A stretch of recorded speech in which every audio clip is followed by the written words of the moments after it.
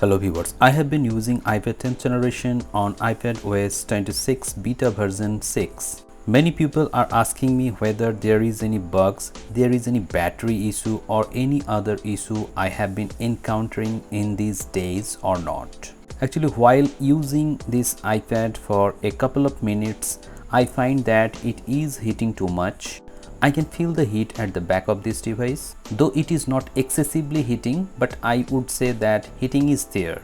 But when you will get the stable version of iPadOS 26, there will be no problem of heating issue. Apple will definitely fix that issue in the stable version. Then many people are asking me whether there is any issue of multitasking or any performance issue. I think there is no performance issue. You can use your various apps simultaneously on this iPad 10th generation. Also, there is no screen flickering. You can see that I am in outdoor condition getting very good screen visibility.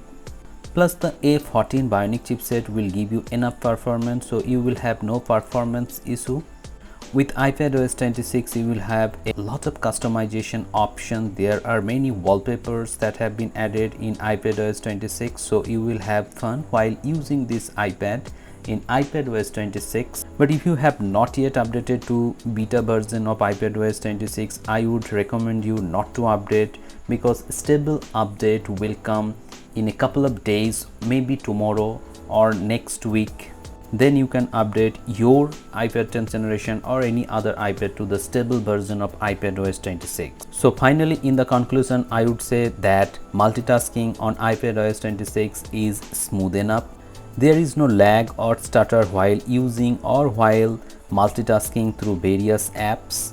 But yes, there is heating issue which you have to endure if you are using this beta version. Hope this video has become informative to you. If you find this video helpful, please hit the like button, share this video and subscribe the channel for more such interesting videos. Thank you very much for watching this video. Have a great day.